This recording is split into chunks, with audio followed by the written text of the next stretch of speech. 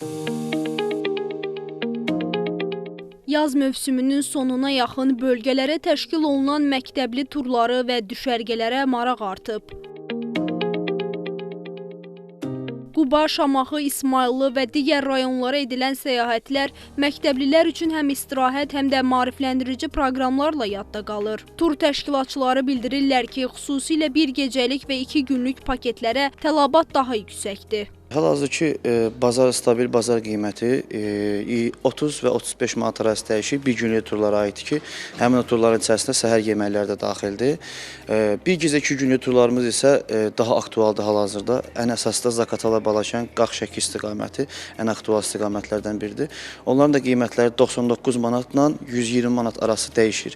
Bir gecə 2 günlük, yəni belə deyək, 2 gün səhər yeməyi daxildir. Əsasən bir də müəllim olur, bir də tur rəhbəri olur ki, bələdçiləri, gidləri onlara Qobustan haqqında, digər şəhər daxili yerlər haqqında tam tarixi məlumatları verirlər. Məktəbli düşərgələri zamanı valideynləri maraqlandıran suallardan biri də məhz təhlükəsizliyin necə təmin olunmasıdır. Müsahibimiz deyir ki, məktəblilər üçün təşkil olunan səfərlərdə təhlükəsizlik məsələsinə də xüsusi diqqət ayrılır. Xüsusilə gecələməni əhatə edən turlarda iştirakçılar sığortalanır. Bir günlük səyahətlərə isə sığorta daxil deyil. 2 günlük turlara sığorta eləyirik.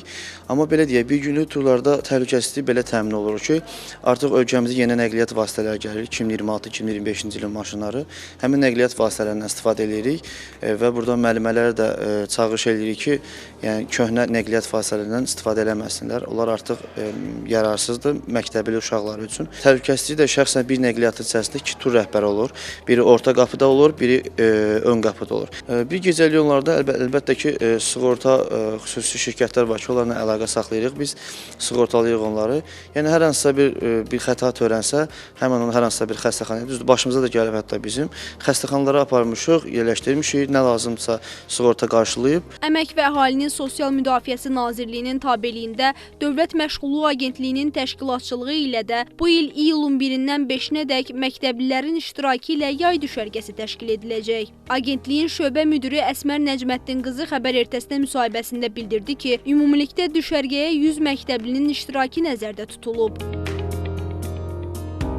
Düşərgənin əsas məqsədi 7 və 9-cu sinif şagirdlərinin fərdi potensiallarının üzə çıxarılması, onların əmək bazarı, müasir bacarıqlar, düzgün ixtisas seçimi və karyera planlaması istiqamətlərində bilik və bacarıqlarının artırılmasıdır. Düşərgə 5 gün müddətində davam eləyəcək və Dövlət Vergi Xidmətinin Şamaxı rayonunda yerləşən tədris mərkəzində təşkil olunacaq.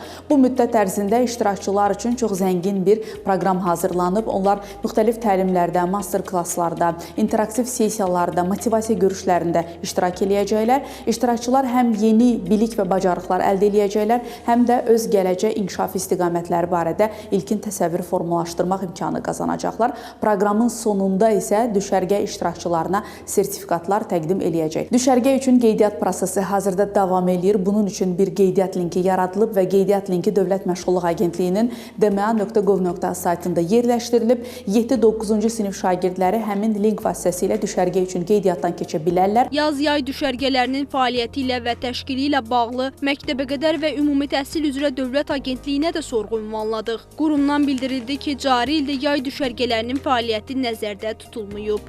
Firuzə Məlikzadə, Cəfər Qasımov, Xəbər Ertəsi.